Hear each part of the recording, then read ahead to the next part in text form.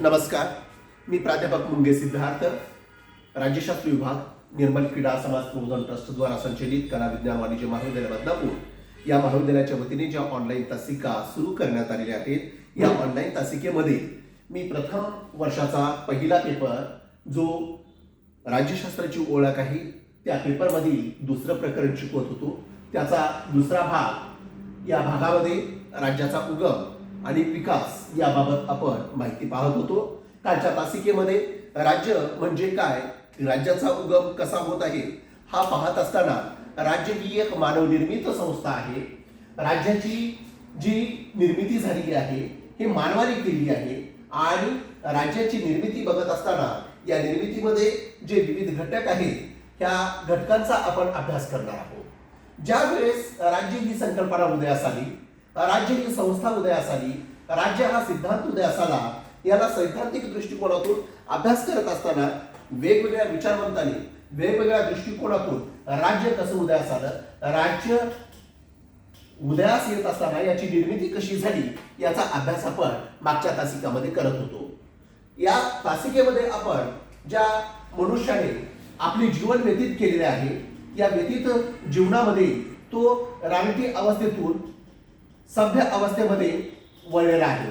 म्हणजेच अभिजात कालखंडाचा विचार करत असताना इसवी सन पूर्व 4थ्या शतकामध्ये जे राजकीय विचारवंत आहेत, ग्रीक राजकीय विचारवंत, ज्यामध्ये प्लेटो असतील, अरिस्टॉटल असतील, सॉक्रेटिस असतील, मॅकॅवले असतील, हॉब्स असतील, लॉक असतील, आधुनिक काळातील विचारवंत कार्ल मार्क्स असतील, या प्रत्येक विचारवंतांनी राज्याविषयी विचार सांगत असताना राज्याच्या निर्मितीबाबत, राज्याच्या उदयाबाबत जे विचार प्रकट केले आहेत त्यांच्या विचारातून आपण एक प्रकारे राज्य म्हणजे काय या व्याख्येचा परामर्श घेतलो. परंतु जेव्हा या मनुष्याने आपल्या विचारातून, आपल्या तत्वज्ञानातून आणि आपल्या बुद्धीतून राज्य संकल्पना उदयास आणलेली आहे, ही कशी आली, याचा विकास कसा झाला हे बघत असताना याचा उगम आणि विकास कशा प्रकारे झालेला आहे याचा आपण आढावा घेणार आहोत. खऱ्या अर्थाने मनुष्य हा एक समाजशील प्राणी आहे असं अरिस्टॉटलने म्हणलेलं आहे. म्हणजेच मनुष्य हा एक समाजशील प्राणी आहे असे कोण म्हणणार? अरिस्टॉटलने. मित्रांनो, अरिस्टॉटल असं का म्हणतो? तो म्हणतो मनुष्य हा एक समाजशील प्राणी आहे. या ठिकाणी आपल्याला 3 गोष्टी दिसतात. म्हणजेच मनुष्य हा समाजाचा आणि शिलांचं पालन करणारा एक प्राणी आहे.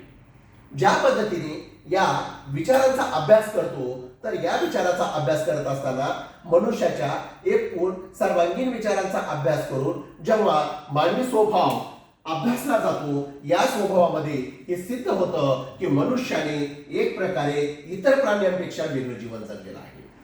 तो भिन्न आहे. तो कशामुळे भिन्न आहे? तर मनुष्य आपल्या बुद्धीच्या जोरावर, ताकदीवर आणि कुळतीवर, तत्वज्ञानाच्या आधारावर, तार्किकतेच्या आधारावर हा इतर प्राण्यांपेक्षा वेगळा आहे आणि तो समाजशील प्राणी आहे. म्हणजे समाजाचे जे आचरण आहे तो त्याचा आचरण करतो. ज्या तत्वांचं जे नियम आखलेले आहेत त्या तत्वांचं तो पालन करतो आणि तो पालन करून एक प्रकारे आपले जीवन जगतो. आता एक गोष्ट लक्षात आली पाहिजे की जेव्हा मनुष्य या समाजांचं पालन करतं, म्हणजे या समाजाची निर्मिती कोण केली? तर या समाजाची निर्मिती मनुष्याने केली. कशी निर्मिती केली? जेव्हा मनुष्य हा रानटी अवस्थेमध्ये जीवन जगत होता, सभ्य संस्कृतीकडे वळत असताना एका मनुष्यापासून अनेक मनुष्यांचा एक समूह तयार झाला. हा समूह निर्माण होण्यासाठी हजारो वर्षे गेली, लाखो वर्षे गेली. हे जे परिवर्तन झालं, हे परिवर्तन अचानक झालेलं नाहीये.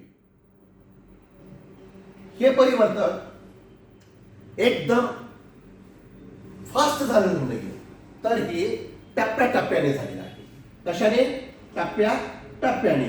म्हणजेच हे परिवर्तन उत्क्रांतीच्या मार्गानुसार झालेलं आहे. कशाच्या मार्गाने झालेलं आहे? उत्क्रांतीच्या. म्हणजेच ही उत्क्रांती कशी आहे?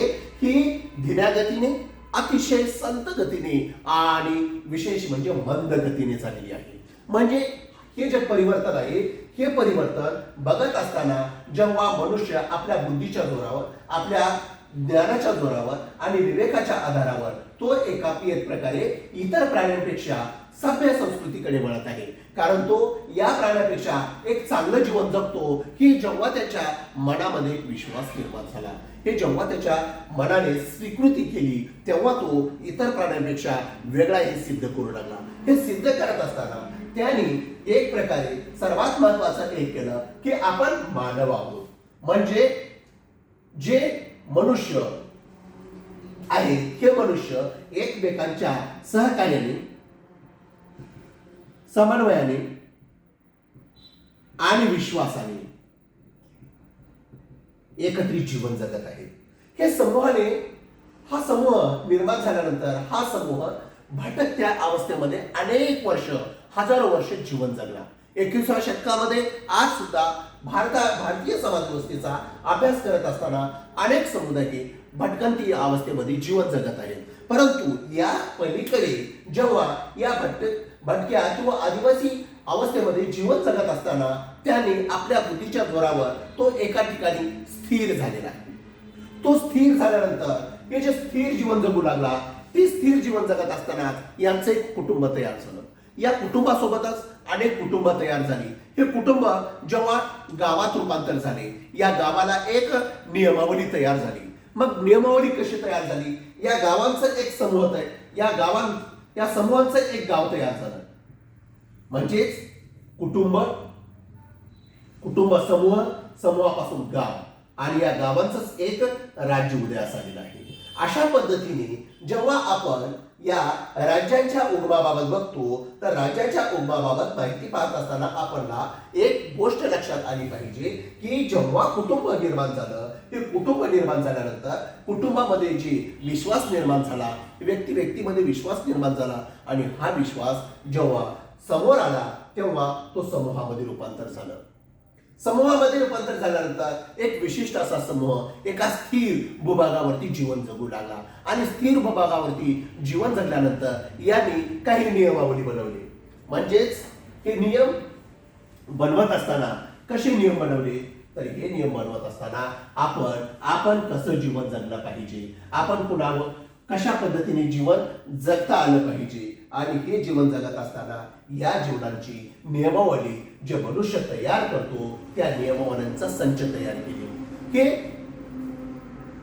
नियम, कायदा, संहिता अशा वेगवेगळ्या नावाने या नियमांना ओळखलं जाऊ लागलं. परंतु हे नियम, कायदा, संहिता जेव्हा उपयोगात आणू लागले, तेव्हा आणत असताना ह्या नियमांचा वापर समाजाच्या विकासासाठी, समूहाच्या विकासासाठी आणि गावाच्या विकासासाठी तसेच व्यक्तीच्या विकासासाठी सर्व कायदे, नियम आणि संहिता निर्माण करू लागली.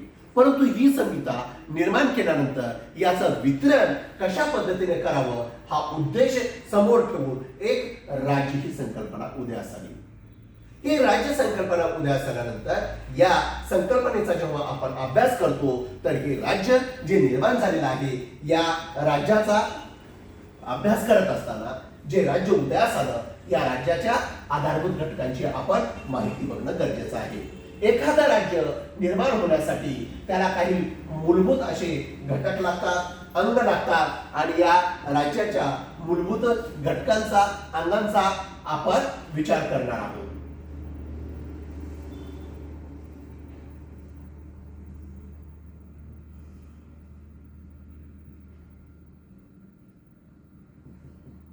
राज्याचे आधारभूत घटक बघत असताना राज्याचे आधारभूत घटक प्रामुख्याने जे सांगितले जातात, ती 4 घटक सांगितले जातात. यामध्ये प्रथम घटक आहे लोकसंख्या, दुसरा घटक आहे विशिष्ट भूप्रदेश,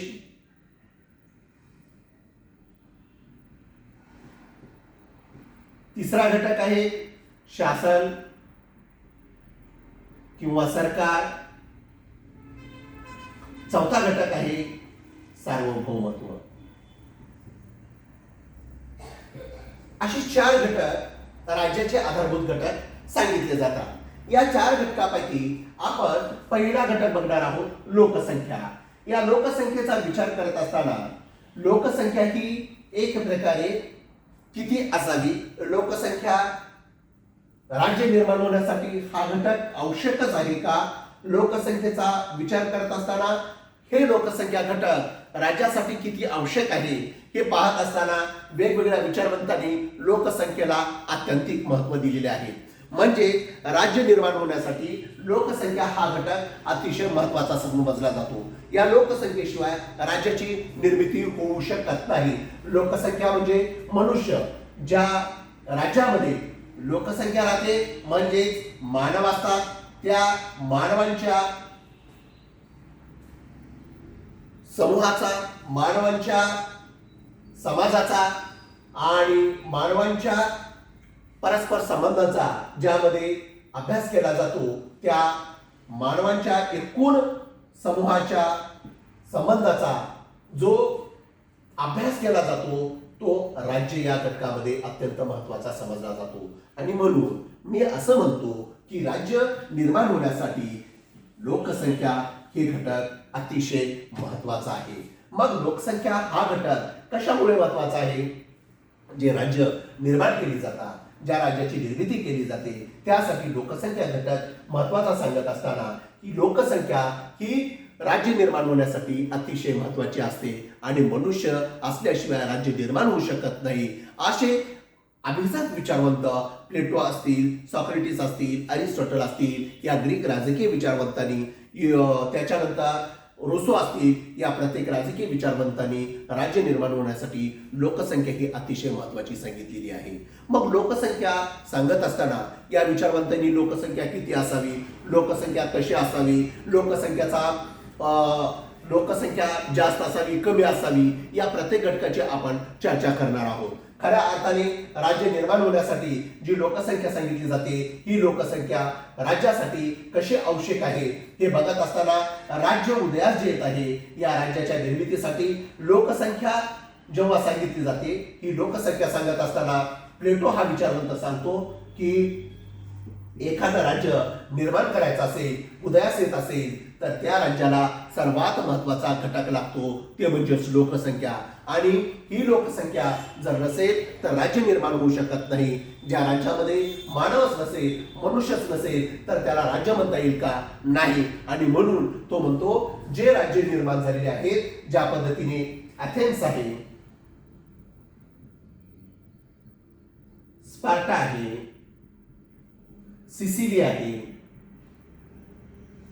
ही जी छोटी छोटी नगरराज्य होती ही नगरराज्य लोकसंख्येतून निर्माण झाली होती. आणि ही नगरराज्य निर्माण झालेले पाहून प्लेटो म्हणतो की एक राज्य जसं निर्माण होतं पण या राज्याला आदर्श राज्य निर्माण करण्यासाठी, आदर्श राज्य निर्माण करण्यासाठी प्लेटो लोकसंख्या सांगतो 5040. प्लेटो जी लोकसंख्या सांगितलेली आहे, प्लेटोनी जी लोकसंख्या सांगितलेली आहे ती लोकसंख्या 5040 सांगितलेली आहे. आता विद्यार्थ्यांनो तुम्हाला एक आणखी गोष्ट सांगतो. प्लेटो जी लोकसंख्या सांगतो ही लोकसंख्या इसवी सन पूर्व 4थ्या शतकामध्ये म्हणजेच 2500 वर्षापूर्वी ही लोकसंख्या सांगितलेली आहे. आजच्या काळामध्ये 2500 वर्षापूर्वीची लोकसंख्या आणि आजची लोकसंख्या जर विचार केला तर आपण असं म्हणतो की राज्य निर्माण होण्यासाठी प्लेटोने 5040 लोकसंख्या सांगितली होती आणि आज भारताची 130 कोटी लोकसंख्या आहे. तर किती राज्य निर्माण होतील सांगा विद्यार्थ्यांनो, किती राज्य निर्माण होतील? अनेक राज्य निर्माण होतील. परंतु तेव्हा जे प्लेटो सांगितलेलं आहे त्या काळच्या परिस्थितीनुसार सांगितलेलं आहे तसा प्लेटो हा काल्पनिक विचारवंत होता, स्वप्नाळू विचारवंत होता, आदर्शवादी विचारवंत होता. तरी सुद्धा प्लेटोने जी कल्पना सांगितलेली आहे, विचार सांगितलेले आहे हे राज्यशास्त्राशी अत्यंत तंतोतंत जोडणारे आहेत. म्हणून प्लेटोच्या लोकसंख्येचा त्या काळातील लोकसंख्येनुसार विचार करून असं म्हणतात की एखादं राज्य निर्माण व्हायचं असेल तर त्या राज्याला 5040 लोकसंख्या असावी. परंतु हे प्लेटोचे विचार आजच्या काळामध्ये लागू होत नाही. तर हे विचार अथेन्स, स्पार्टा, सिसिली अशी जी छोटी छोटी नगरराज्य ग्रीक नगरराज्यामध्ये होती या ग्रीक नगरराज्याला विकसित करण्यासाठी प्लेटोने जी सांगितलेली लोकसंख्या होती ती महत्वाची समजली जाते. परंतु त्याच्यानंतर जो विचारवंत येतो तो म्हणजेच अरिस्टॉटल. जी लोकसंख्या 5040 प्लेटो सांगतो तीच लोकसंख्या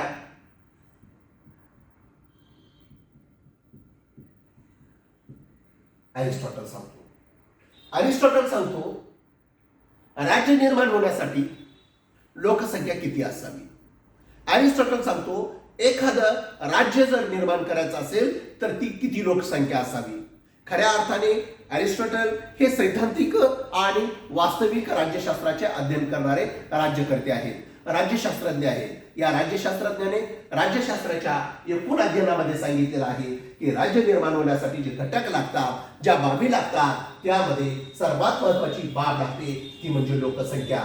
लोकसंख्याशिवाय राज्य निर्माण होणार नाही. आणि राज्य निर्माण व्हायचं असेल तर त्या राज्यामध्ये मनुष्य असला पाहिजे आणि मनुष्य असला तरच राज्याचा विकास होतो. म्हणजे आणखी एकदा मला वाटतं की मनुष्य हा एक काय आहे, समाजशील प्राणी आहे. असं कोण म्हणलेलं आहे, असं अरिस्टॉटल यांनी म्हटलेले आहे.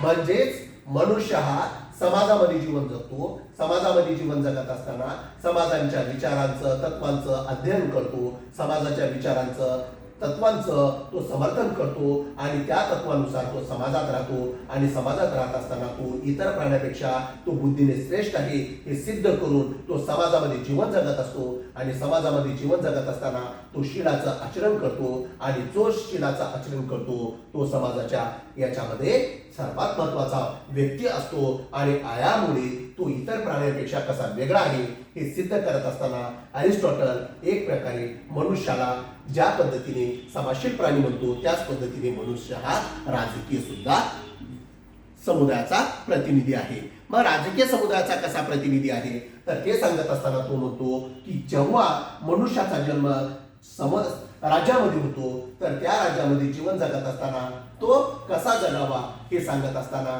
यामध्ये लोकसंख्या हे महत्वाचा सांगतो. लोकसंख्या महत्वाचा सांगत असताना यामध्ये अरिस्टॉटलने जे विचार स्पष्ट केलेले आहेत या विचारामध्ये तो म्हणतो की लोकसंख्येशिवाय राज्य निर्माण होत नाही. म्हणजेच एखादं राज्य जर उदयास आणायचं असेल तर लोकसंख्या ही अत्यंत महत्वाची आहे. आणि त्या पुढे चालून तो म्हणतो की एक व्यक्तीपासून राज्य निर्माण होत नाही. एक व्यक्तीपासून राज्य निर्माण होत नाही. तर तो म्हणतो की एक राज्य निर्माण होण्यासाठी कमीत कमी शासन यंत्रणा किंवा शासकीय यंत्रणा चालविण्या इतपत लोकसंख्या त्या राज्याची असावी. म्हणजेच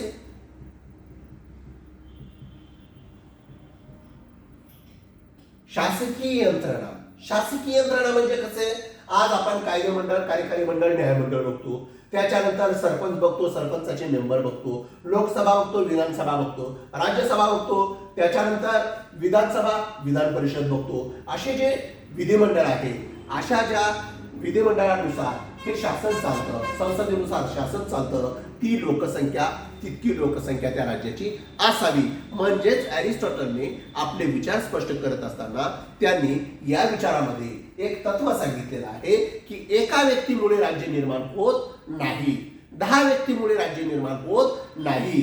तर ते राज्य निर्माण होण्यासाठी किमान शासकीय यंत्रणा राबवण्या इतपत लोकसंख्या असावी.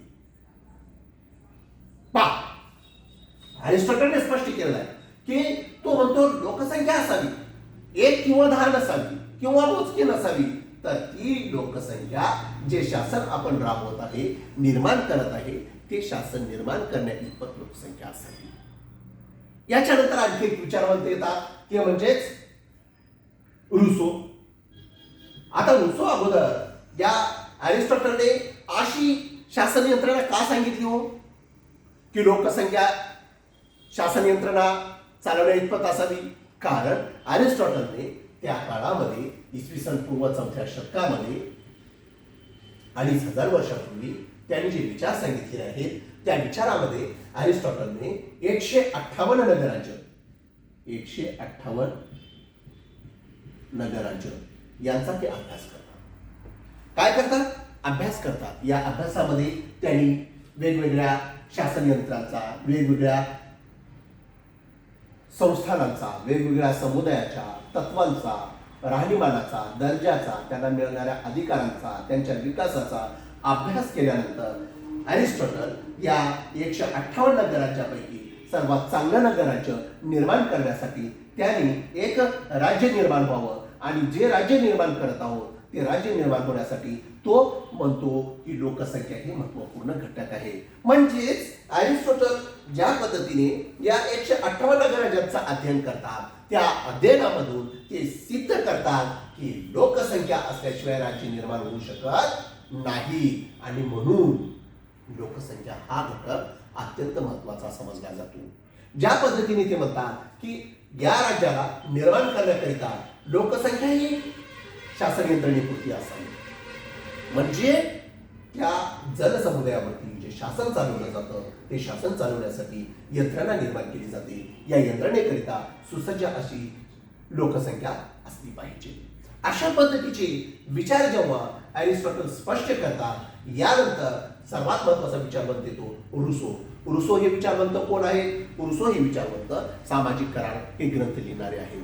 त्यांनी सामाजिक करार ग्रंथ लिहिला. हा ग्रंथ लिहित असताना या ग्रंथातून त्यांनी राज्याची मागणी केलेली आहे. राजा कसा असावा, राज्य कसं असावं, हे राज्य निर्माण करत असताना त्यांनी लोकशाही प्रधान व्यवस्था निर्माण करण्याचा प्रयत्न केलेला आहे. आणि लोकशाही प्रधान व्यवस्था निर्माण करत असताना त्यांनी जो सिद्धांत सांगितलेला आहे तो सिद्धांत सांगत असताना लोकसंख्या हे राज्याचं आधारभूत घटक आहे हे सांगत ज्याप्रमाणे अरिस्टॉटल लोकसंख्या सांगतात त्याच पद्धतीने रुसो सांगतात. परंतु जशी प्लेटोने लोकसंख्या सांगितली आहे तशीच लोकसंख्या रुसो सांगतात. रुसो म्हणतात 10,000 लोकसंख्या असणारे एक जे राज्य आहे ते खूप चांगलं राज्य असतं. अशा पद्धतीचे विचार रुसोही व्यक्त करतात. परंतु रुसो हा आधुनिक काळातील राजकीय विचारवंत होता. रुसोने जी लोकसंख्या सांगितलेली आहे ही खूप अल्प सांगितलेली आहे. आजच्या 21व्या शतकामध्ये आज 2021 मध्ये संयुक्त राष्ट्र संघटनेच्या विचारानुसार 193 देश निर्माण झालेले आहेत आणि 193 देशाच्या राजकीय व्यवस्थेचा अभ्यास जर केला तर प्लेटोचे जे विचार आहेत हे प्लेटोचे लोकसंख्येविषयक विचार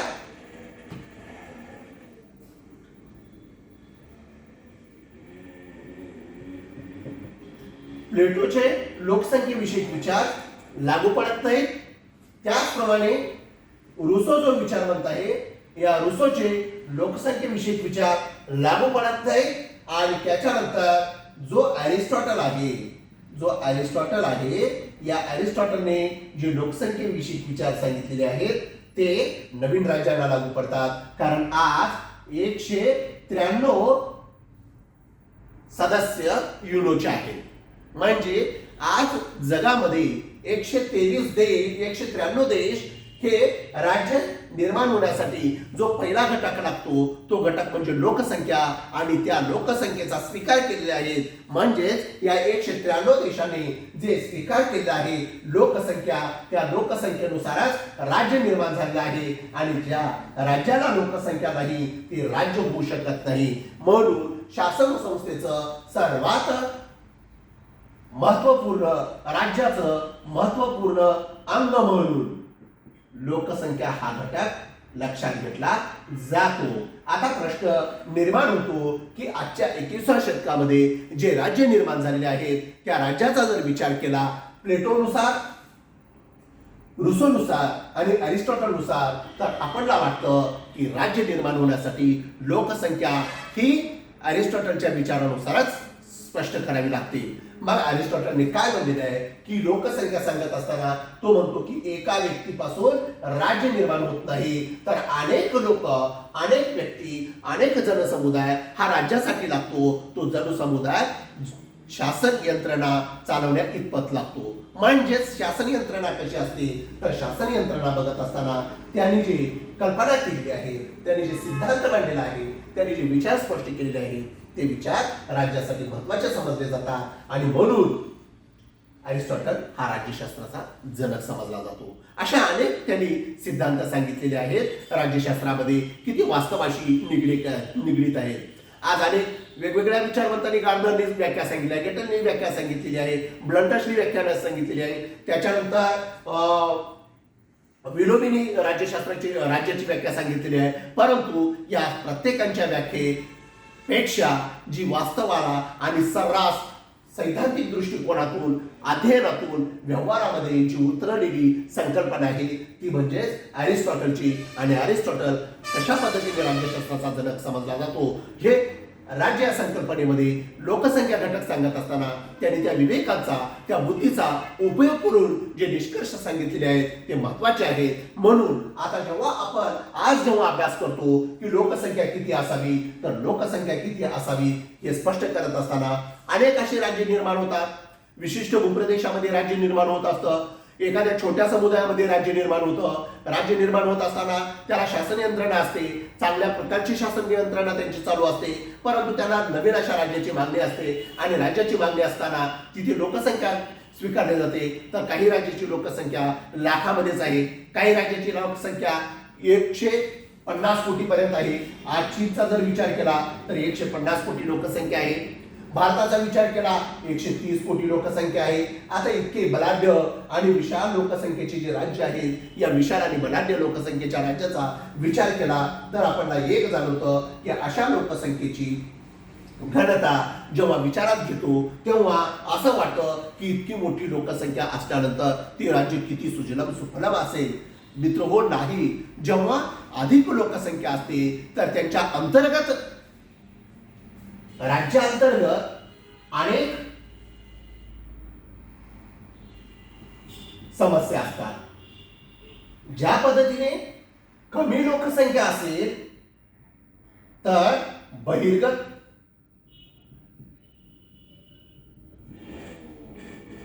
बहिर्गत समस्या असतात,